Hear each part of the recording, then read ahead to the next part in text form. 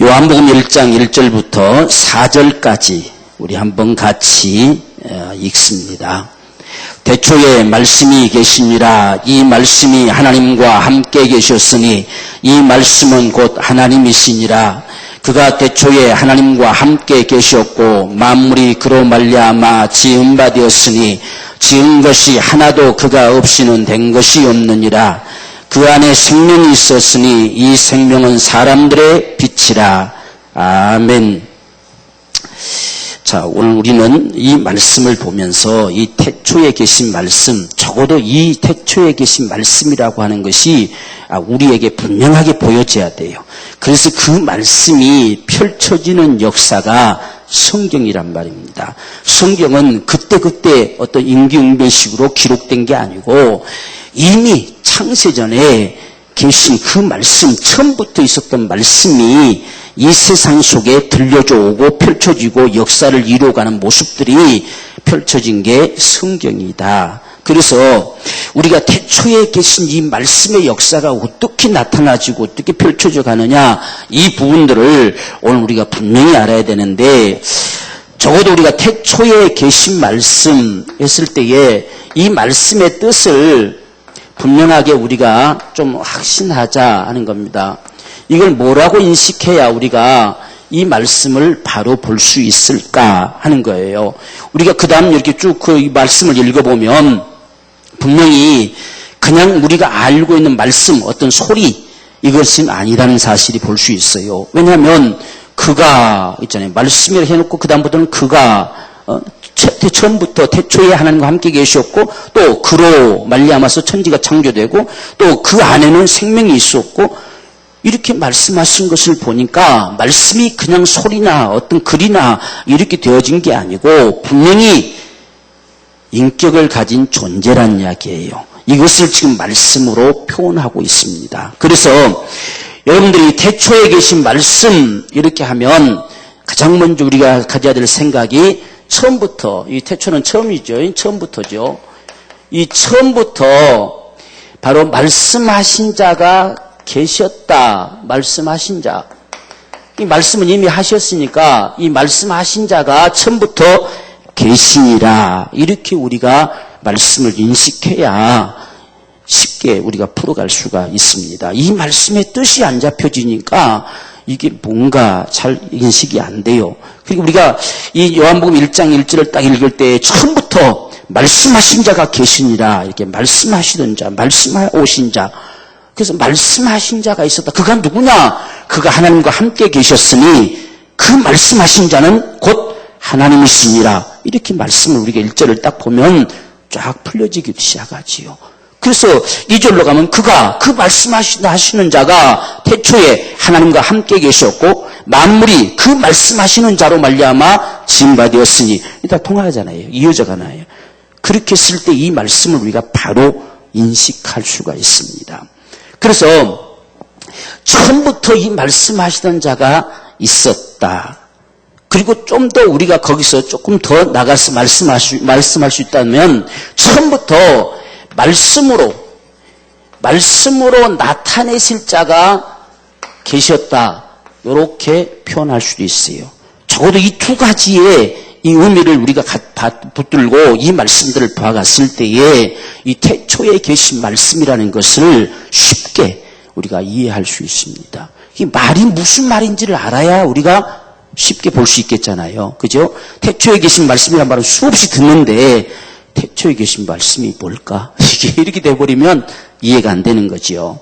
그래서 처음부터 말씀하시는 자가 계시니라.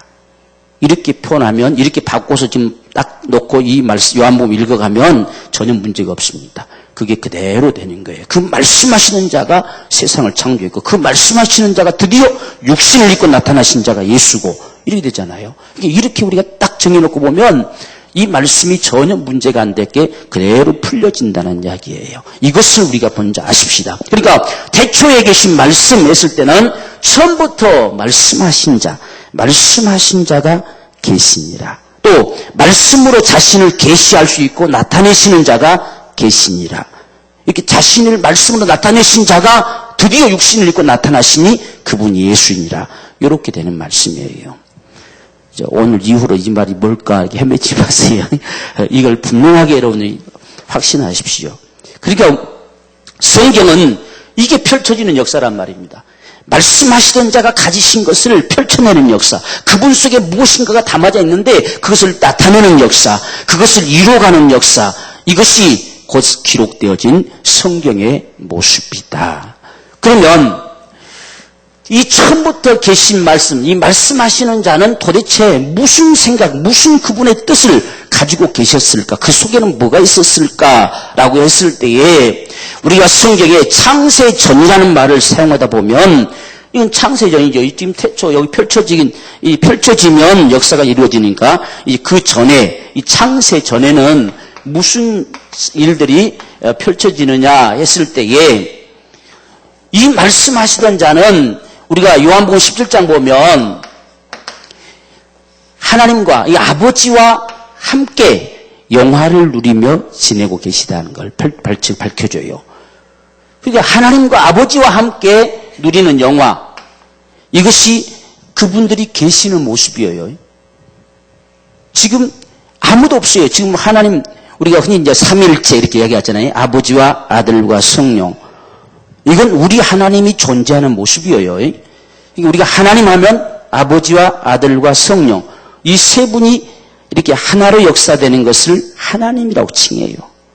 그러니까 하나님이냐 사람이냐 한 구별을 가진 존재적인 구별을 칭하는 말이 하나님이란 말입니다. 하나님. 알겠죠?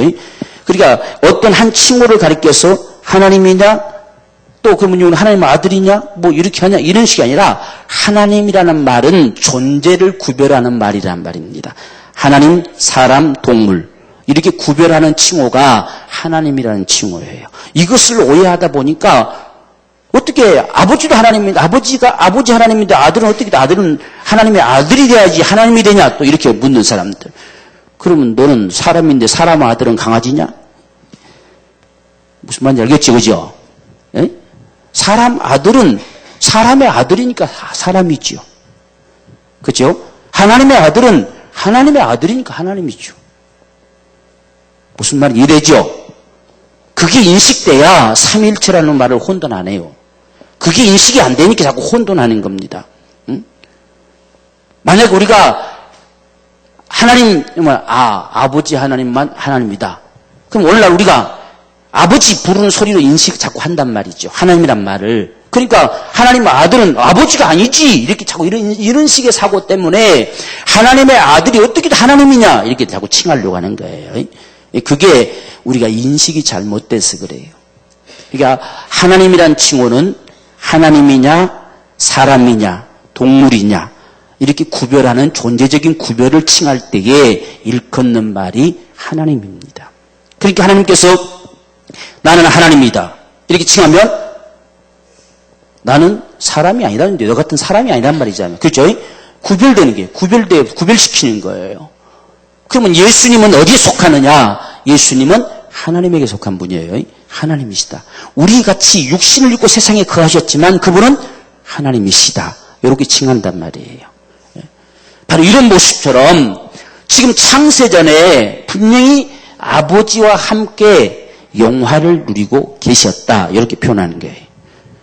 근데 그분들이 그렇게 계시면서 무슨 생각을 하셨을까? 하니까 우리가 예배소상 항상 기억하죠. 1장 우리가 3절부터 보면 6절까지 이분들이 바로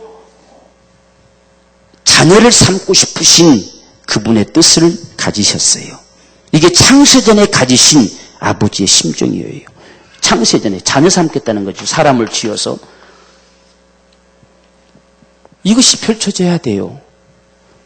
천사를 하나님 백성으로 만들었다가 이놈들이 타락하니까 바꿔치기 해야 되겠다. 그래서 사람 만든 게 아니에요. 창세전부터 세상을 펼쳐내기 전부터 천사들을 만들기 전부터 작정하신 것은 사람을 만들어 자녀 삼겠다는 거예요. 이게 하나님의 작정이에요. 천사들을 만들어 내가 내 백성 만들겠다 하는 건 하나님 속에 없어요. 그러니까 이것을 우리가 못 보다 보니까 자꾸 엉뚱한 주장이 나오게 됩니다. 그래서 이 태초에 계신 말씀, 처음부터 말씀하시는 자, 바로 그분 속에는 이게 담아져 있었다. 그래서 이 역사를 드디어 펼쳐내기 시작한 거죠. 그래서 그로 말미암아 만물이 지은 바 됐다. 그리고 그 안에 생명이 있었는데 이 생명은 뭐 하려고? 사람들에게 비추는 빛이다. 그럼 누구 만들려고 하는 거예요? 사람 만들려고. 이 성경이 다 통하잖아요. 다 하나로 연결되잖아요. 잘못되면 절대 단추가 잘 안 깨지죠. 그래서 이 태초에 계신 말씀이 이 품으셨던 이 역사를 이루시기 위해서 드디어 천지를 창조해냅니다. 창조. 그래서 사람을 만드시죠. 이게 하나님의 역사예요. 이게 성경이 펼쳐지는 역사의 모습입니다. 그래서 하나님이 천지를 창조하시니라 이 사람을 결국은 사람 만들려고 천지가 펼쳐지기 시작합니다. 그래서 사람을 이렇게 만드셨을 때에 바로 오늘 이 사람이 만들어진 이 역사의 모습을 바로 여기서는 지금 만물이 그로 말미암아 지은 바 되었고 지은 것이 하나도 그거 없이 된 거 없다. 그리고 그 안에 생명이 있었는데 이 생명은 사람들의 빛이다. 사람들에게 비춰질 이 생명을 품고 지금 역사를 이루어가고 있다는 이야기예요. 이것을 우리가 창세기 1장에서는 27절 28절에 하나님이 사람 만들 때에 자기 형상을 따라 그 모양대로 사람을 만드셨다. 그리고 생육하고 번성하고 충만하라 정복하고 다스려라 라고 말씀하시는 이 역사를 우리가 보게 됩니다. 그런 인생 만드셨어요. 이게 하나님의 역사예요. 이게 하나님의 작정이고 그래서 이 같은 사람을 만드시고 이 사람들에게 지금 이 생명의 길, 생명의 법을 제시합니다. 사는 길이다 그 말이에요. 사는 길. 이렇게 지음받은 인생들이 어떻게 살아가야 되느냐 이 삶의 길을 제시합니다. 그 삶의 길이 인생의 본분이죠. 본분. 이 본분을 주는 것과 같아요. 이것을 다시 선악과 법을 주는 거죠. 이게 창세기 2장 17절이고 그래서 지금 이렇게 지음받은 사람들 하나님께서 창세전부터 자녀를 삼고자 하셔서 지어진 그 인생들은 어떻게 살아야 되느냐 했을 때에 이 생명의 길을 제시하는 것이 바로 창세기 2장 17절의 말씀이다. 다 먹어도 좋다. 임으로 먹어도 좋다. 뭐까지? 생명나무까지 먹어도 좋다 이거예요. 그런데 한 가지만은 먹지 말라. 선악을 알게 한 나무 실과만큼은 먹지 말아라. 먹는 날에는 정령 죽으리라. 이렇게 한 거예요. 자, 그러면 이 말씀에서 누구를 기억해야 됩니까? 하나님, 말씀하신 자를 기억해야 돼요. 지금 다 준 것만도 너무너무 감사하잖아요. 그죠? 먹고 살아가게 한 것만 너무 감사하고 나를 사람으로 지어놓은 것만도 너무 감사하잖아요. 그래서 다 먹어라. 다 먹어도 좋다. 그래서 마음껏 낙을 누리며 살아가라. 그렇지만 한 가지만큼은 기억해라. 그래서 동산 한 중앙에 딱 선악을 알게 한 나무를 세워놓고 이것만은 먹지 말아라. 먹으면 정령 죽는다. 그래서 그 나무를 볼 때마다 그분이 기억나는 거예요. 그분이 기억되는 거예요. 아, 이거 먹지 말라고 하셨지. 이 먹지 말라. 그게 인생의 본분이에요. 하나님을 적어도 마음에 두고 사는 게 인생의 본분이란 말이에요. 하나님을 경외하는 게 인생의 본분이에요. 그분이 마음에서 사라져버리면 이건 타락이지요. 그게 인생의 본분입니다. 본분. 그래서 우리가 로마서 1장에서 보면 28절에 마음에 하나님 두기를 싫어하며 그 마음이 타락됐다 하잖아요. 상실돼 버렸다. 마음에 두고 살라고 하는 게 이게 지금 사는 길입니다. 하나님을 마음에 두고 살아가는 것이 사는 길. 그래서 전부 우리가 성경을 쭉 봐가면 그들이 누구를 떠났어요? 하나님 떠났어요. 하나님 버렸어요. 나를 버린 거다. 하나님 있잖아요. 나를 버린 거다. 하나님을 버리면 그건 죽는 길이에요. 하나님을 마음에 두고 사는 것이 사는 길이고 이게 선악과의 법이란 말이에요. 그래서 선악과를 볼 때마다 아, 이건 하나님 먹지 말라 하셨다. 이게 기억이 안 되면 타락되는 거예요. 이게 기억이 안 되니까 타락하잖아요. 뱀의 말이 기억되니까 타락해버리잖아요. 그분이 먹으면 정령 죽는다 하는 말이 기억돼야 될 건데 뱀의 소리가 기억돼 버렸어요. 그래서 본분이 상실되는 거예요. 오늘 우리 분명히 기억합시다. 이게 하나님을 경외하는 것이 인생의 본분이다 라고 전도서 2장 13절에 말씀하시는데, 이 인생의 본분, 경외가 뭐냐? 그거를 마음에 두고 사는 거예요. 그분이 여기서 사라져버리면 타락한 인생이에요. 하나님 없이 살아가는 건 타락이단 말이죠. 이게 본분입니다. 본분. 그래서 그 나무가 무슨 신비한 힘이 있고 그 나무가 신비한 능력이 있는 게 아니에요. 먹어도 안 죽잖아요, 여러분들. 그치요? 먹어도 멀쩡했잖아요.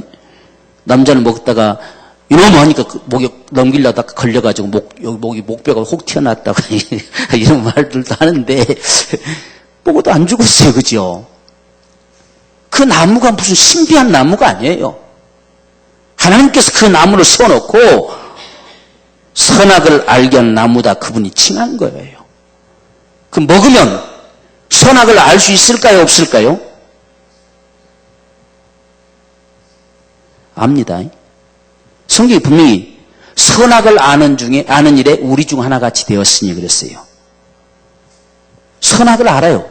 선악을 알게 하는 나무예요. 그럼 어떻게 선악을 알게 되었을까요?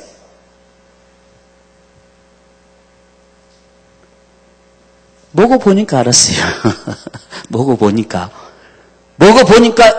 이게 죽는 것이구나, 이게 악이구나 하는 사실을 알았어요.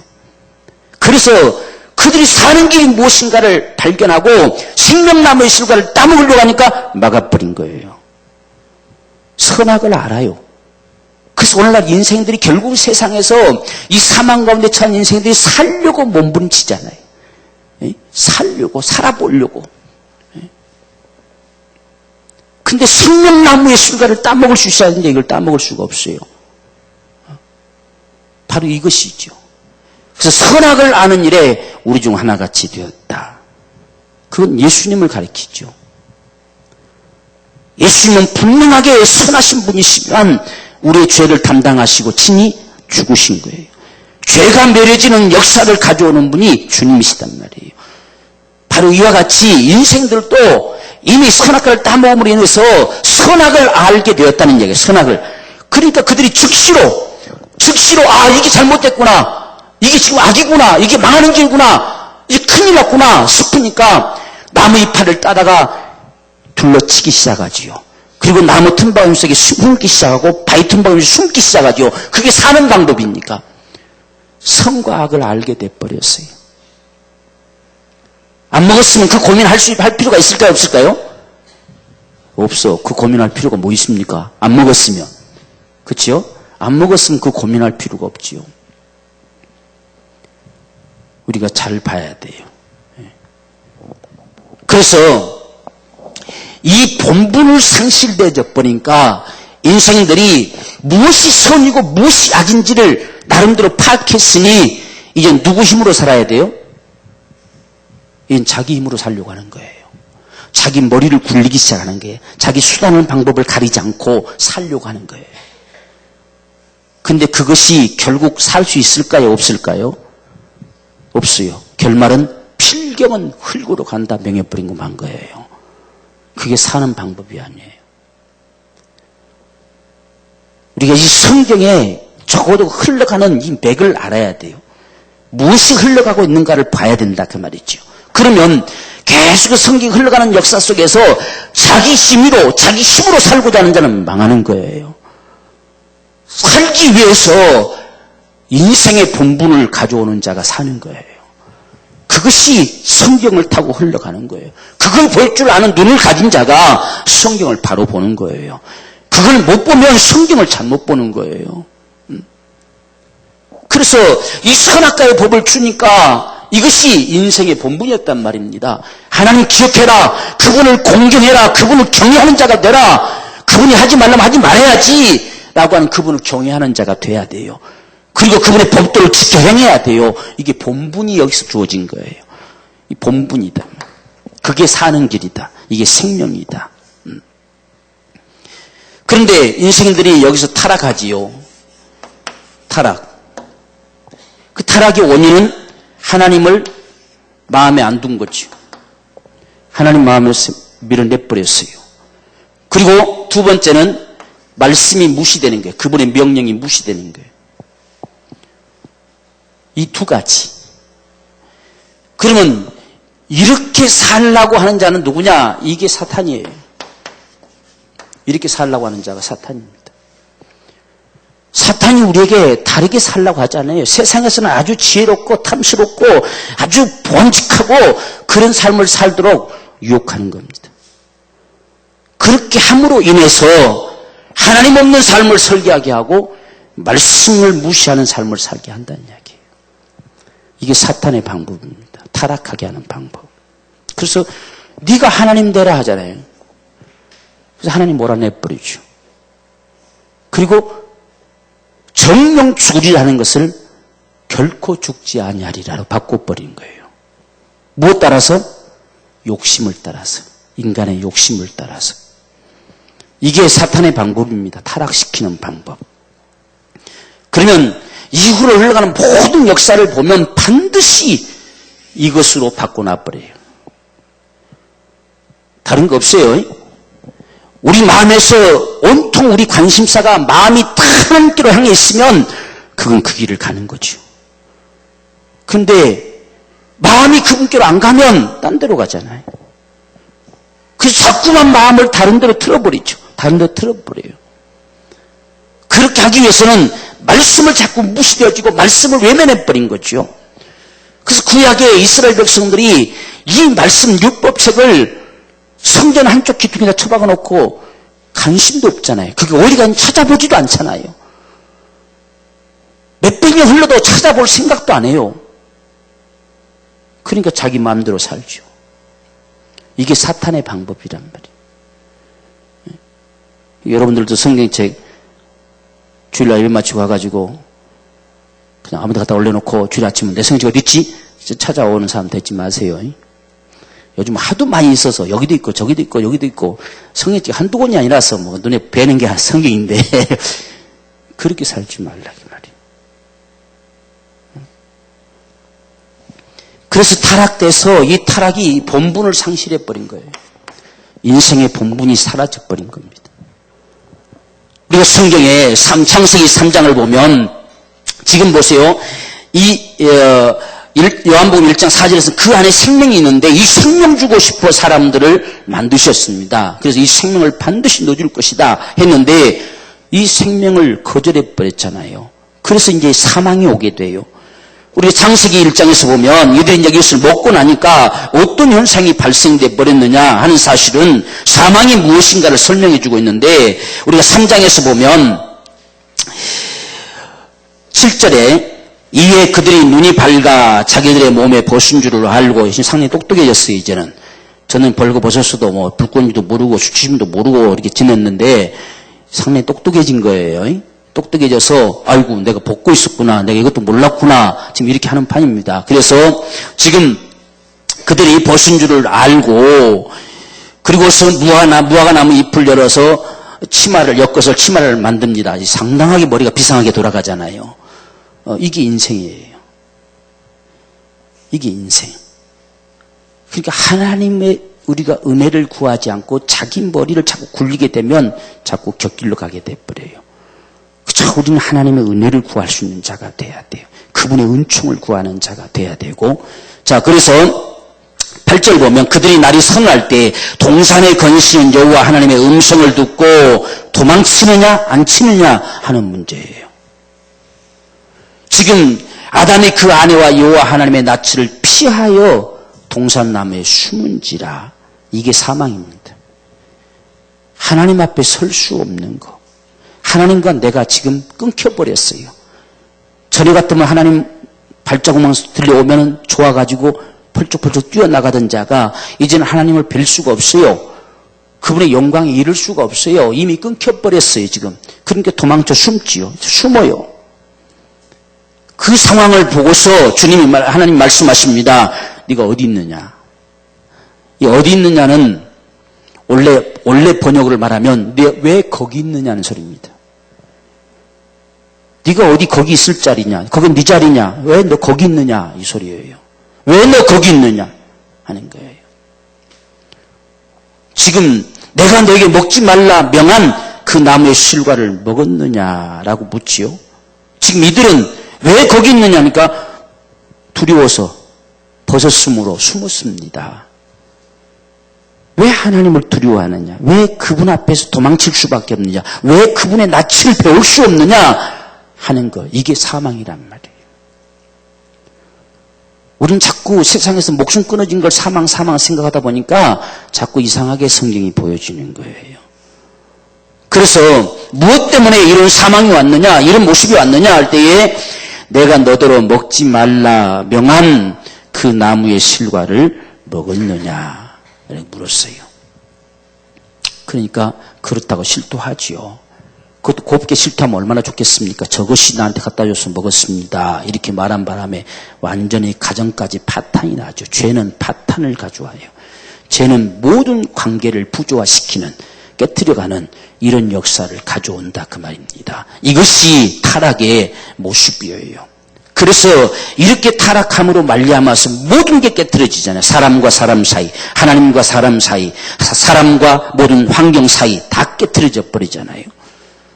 그것이 타락의 모습이에요. 그래서 그렇게 타락되어지는 이 역사, 이것이 결국은 타락으로 사망을 가져온단 말이에요. 사망.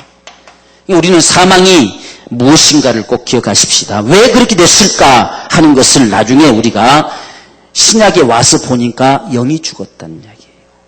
내 영이 죽어버렸다. 내 영이 기뻐 뛰며 주를 배워야 되는데 내 영이 죽어버렸어요. 그래서 주님을 배울 수가 없어요.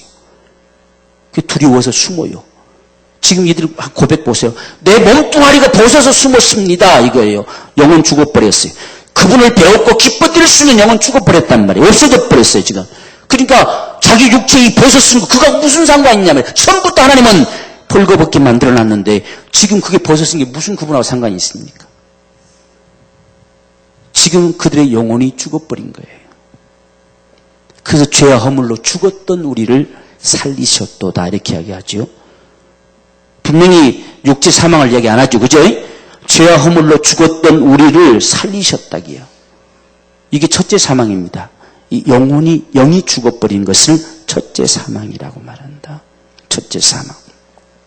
우리가 지난 주일날 저녁에 했던 건 정하신 거예요. 죽음은. 육체의 죽음은 하나님이 정하신 겁니다. 그분이 정해놨어요. 인생을 지으시고 인생에게 반드시 한 번을 죽는 건 정하신 겁니다. 심판이 아니에요. 죽음은, 육체의 죽음은 심판이 아니라 하나님이 정하신 것. 왜? 이 땅에 영원히 살게 하려고 사람 만드신 게 아니에요. 사람의 영원한 초소는 천국입니다. 그래서 죽음은 정하신 거예요. 그래서 영이 죽어버린 것. 이것이 첫째 사망이다. 영이 죽어버리니까, 영이 죽은 사람은 하나님을 마음에 안 둬요. 하나님이 없어요. 하나님에 대한 감각이 없어요. 영이 죽은 자는. 이게 살아야 하나님 앞에 감각이 있는 거지요. 이게 죽어버렸는데 무슨 감각이 있겠어요. 그래서 이제 산 자는 죄에 대해서 죽은 자로 여기고 하나님께 대하여 산 자로 여겨라, 이렇게 이야기하죠. 이젠 살았어요. 우리가 살았기 때문에 하나님을 향해 산 자로 우리가 여겨져야 돼요. 이게 우리의 삶이란 말이죠. 그래서 이렇게 타락되어져 버린 이 인생들, 바로 이 인생의 삶 속에서 지금 하나님과 말씀이 무시됨이 타락의 요인이었다. 사탄의 방법은 이제 어떻게 하는지 우리를 이렇게 만들려고 한다, 그 말이죠. 우리가 여러분 속상하고 화나면 예배하고 싶어요? 안 하고 싶어요? 별로 안 하고 싶으시죠, 그죠? 그게 미혹된 겁니다. 속상하고 화나도 예배해야 돼요. 그래야 사라지는 거예요. 이 지금 하나님을 마음에 못 두게 하려고 해요. 뺏어버리려고 한단 말이죠.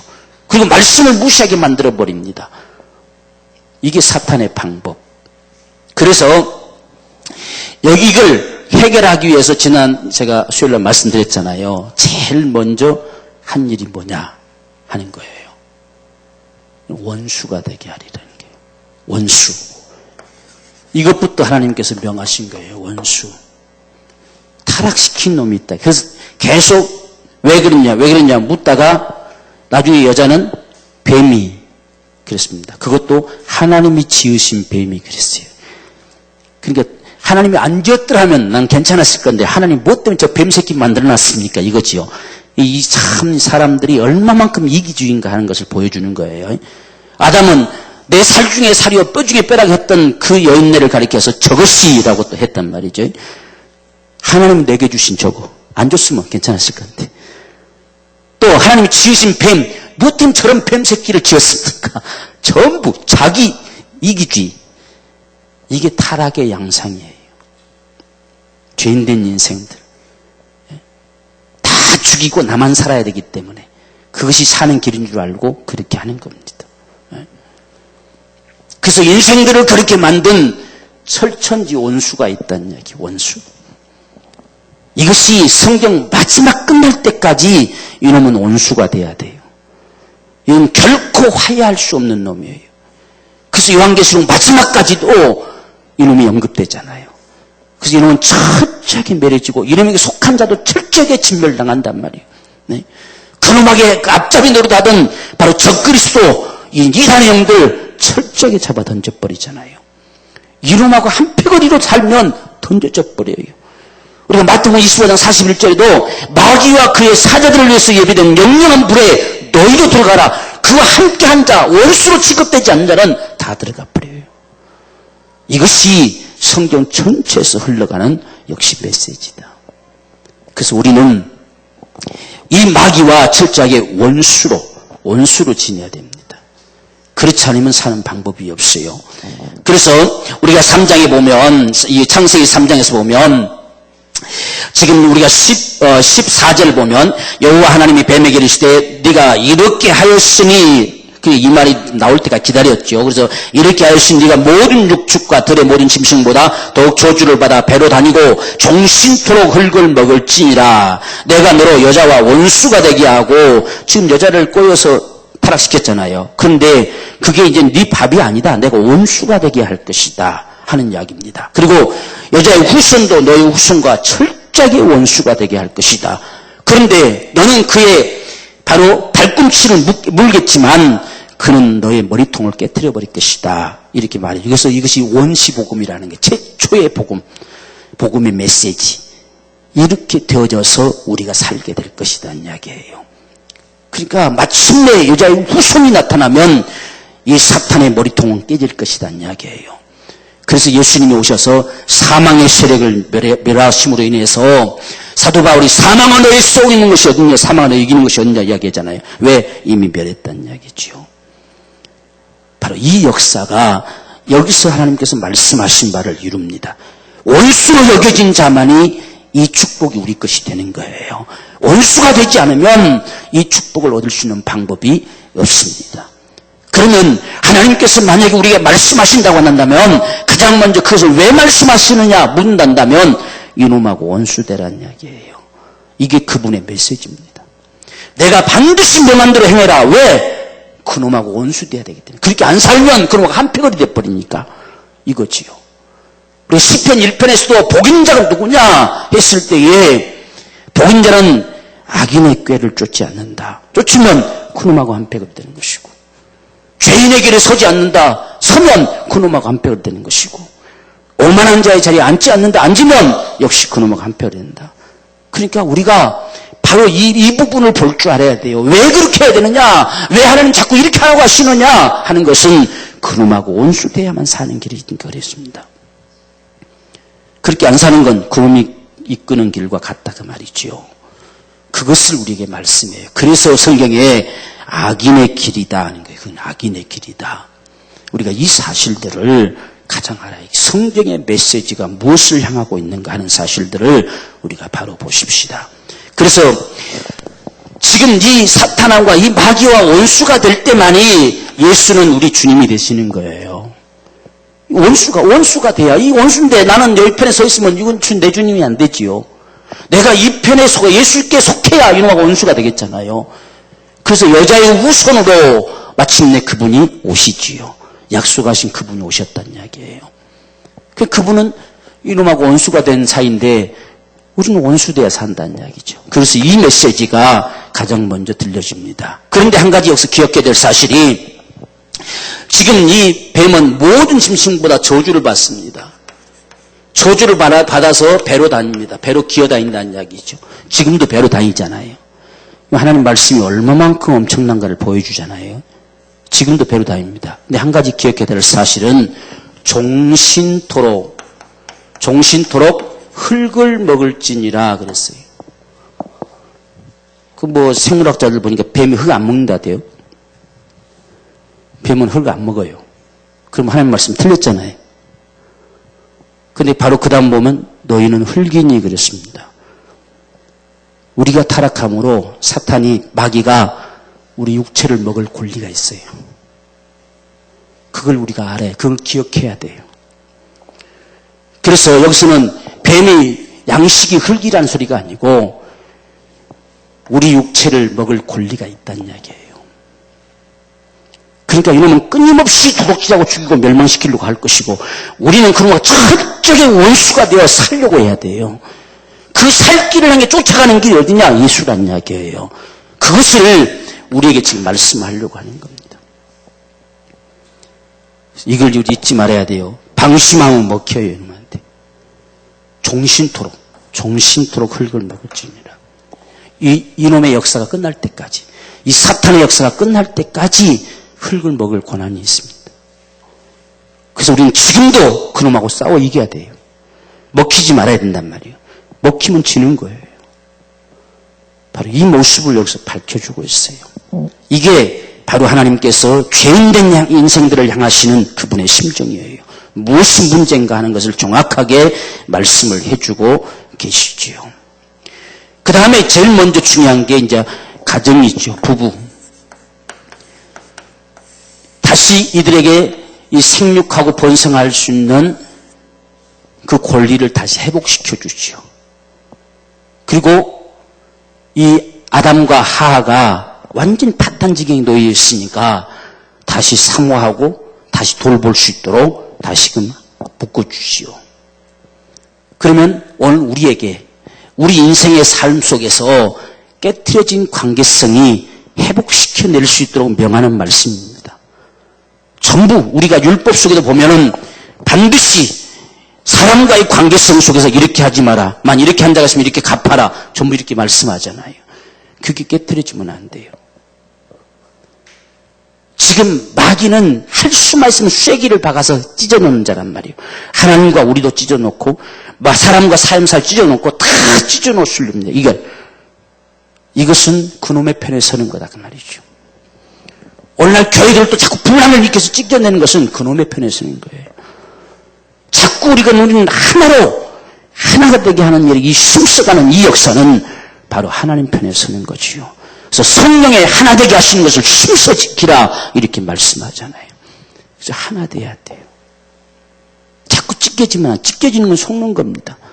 그래서 지금 이들이 속았던 것이 한 번 속는 걸로 그걸로 족하지 않고 저것이 해서 그 관계도 깨트려 버린단 말이에요.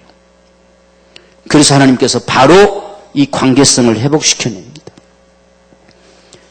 우린 사람과의 관계성에서도 속지 말아야 돼요.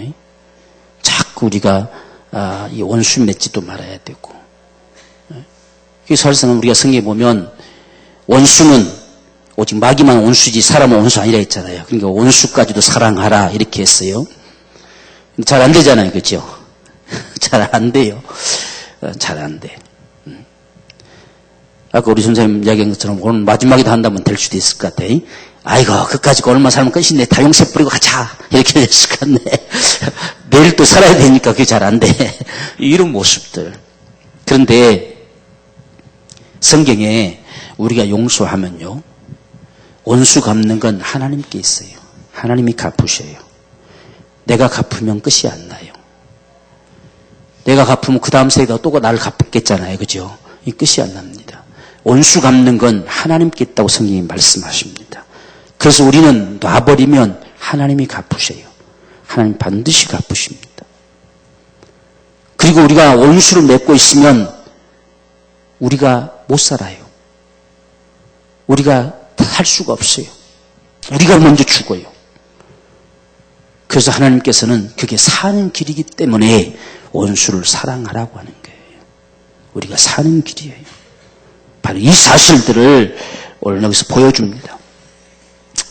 그래서 관계를 먼저 그러니까 우리도 관계 깨뜨리지 말아야 돼. 반드시 막이라는 말은 쐐기 박는 자는 뜻이에요. 이 쐐기 박아서 쫙 쪼개버리는 자. 이게 벌써 사람과 사이가 이 쐐기가 박혀져 온다 하면 이놈이 개입이 온 거예요. 지금 개입이 와서 찢어 놓으려고 한다면 자꾸 깨뜨려 버리려고 한단 말이죠. 그걸 우리는 막아야 돼요. 거기에 속지 말아야 돼요. 그래서 바로 묶어주죠. 하나님께서 바로. 하나님이 지금 역사하는 모습을 보세요. 이것도 지금 깨트려지는 게 이놈한테 속고 있단 말이죠. 이렇게 바로 묶어줘 버려요. 이것이 하나님의 역사입니다. 그 다음에 이제 우리가 세상에서 살아가는 방법은 수고입니다. 수고. 땀을 흘려야 살 것이다 하는 거죠. 땀을 흘려야. 그래서 우리가 전도서에 보면은 참 가질 것 다 가져보고 누릴 것 다 누려보고 해볼 것 다 해보고 했던 이 솔로몬이 가장 행복을 어디서 찾느냐? 수고하는 중에 낙을 누리는 것보다 더 아름다운 행복이 없었다는 이야기예요. 결국 거기서 낙을 찾아요. 그것이 하나님이 주신 분복이다. 하나님이 우리 가져다 주신 선물이다. 그 안에서 하나님의 은총을 입어 살아가는 것, 이것만큼 행복한 것이 없다. 이 사실을 솔로몬이 고백합니다. 자꾸 우리는 세상에서 많은 걸 가져가, 많은 걸 소유해야 내가 행복할 줄 착각하잖아요. 그것 때문에 결국 헛된 생애를 산다는 이야기예요. 가장 작은 거, 내게 주어진 일에 수고함으로 온 가족과 더불어 즐거워하는 것이 하나님이 주신 복이다. 이 사실을 가지고 사는 자, 그러면 하나님이 더하시겠지요. 하나님 거기 더해 주실 것이고 더하실 것이고 더하셔서 정말 더 큰 기쁨을 누리게 하시는 역사가 다가오겠지요. 그래서 전도서는 그 사실을 이야기해요. 오늘 지금 여기서 보세요. 지금 수고함으로 살게 했어요. 수고함으로. 이 수고를 자꾸 하나 저주로 보려고 해요. 여러분, 수고는 저주가 아니에요. 땀 흘리는 건 저주가 아닙니다. 살아가는 방법이에요. 우리가 살아가는 방법. 하나님이 주시는 분복이에요. 수고함으로 먹으며 살게 하셨어요. 그렇게 수고함 중에 낙을 누리는 것이 하나님이 주신 선물이라고 했어요. 저주가 아니에요. 여러분들 수고하는 건. 얼마만큼 이 초반부터 성경을 우리가 잘못 보고 있는지를 바로 알아야 됩니다.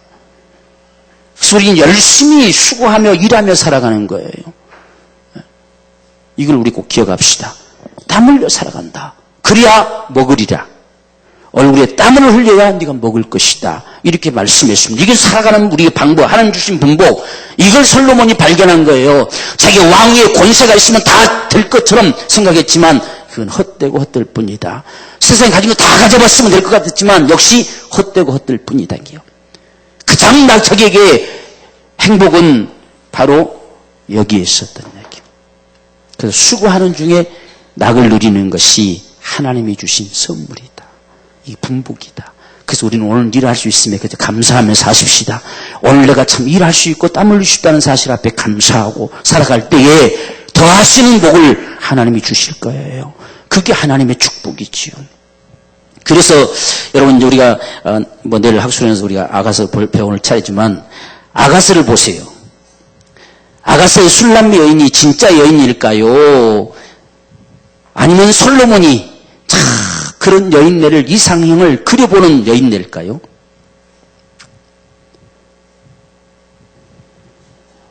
유대인의 전승에 따르면 전설적인 이야기가 있어요. 그런데 지금 솔로몬이 1000명이잖아요. 후궁이 1000명. 1000명인데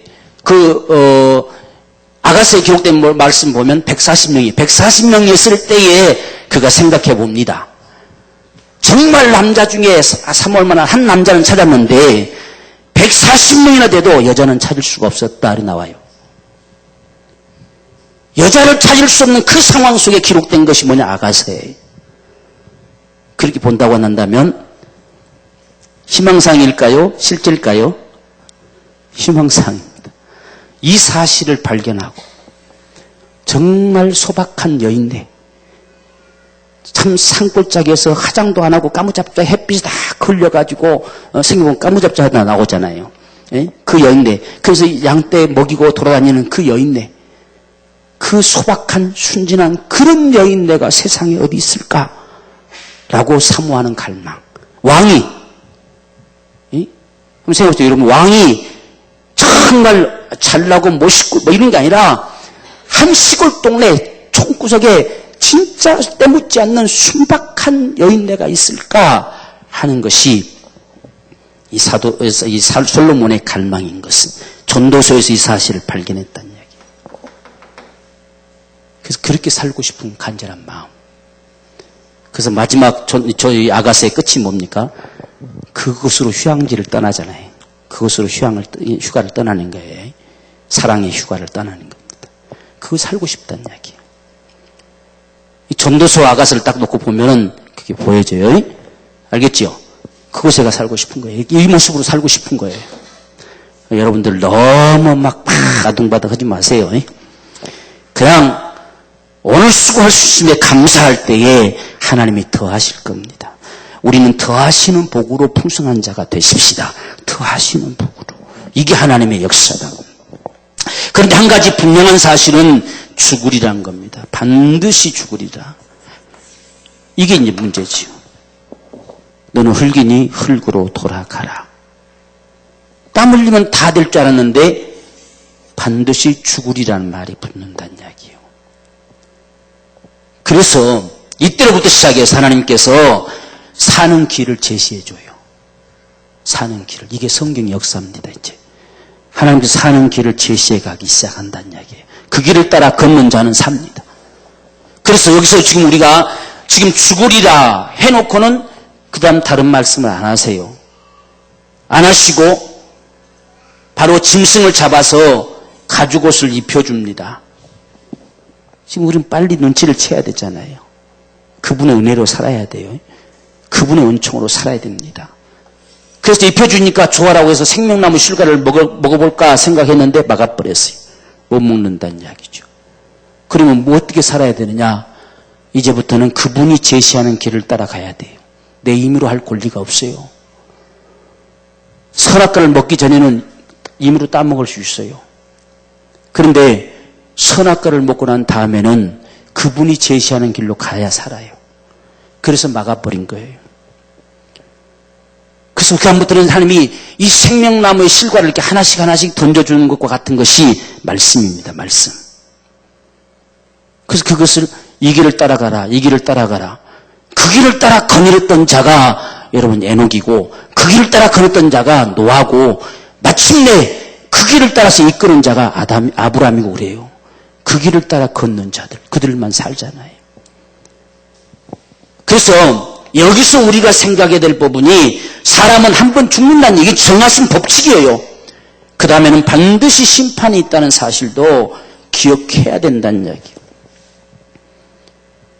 이것을 무시하면 안 돼요. 그래서 그 사실을 이제부터 보여줘 갑니다. 이 사실부터 지금 하나님이 이제 그 살 길을 제시하기 시작하는 거예요. 이 다음부터. 근데 사람들은 계속해서 이걸 무시하고 살잖아요.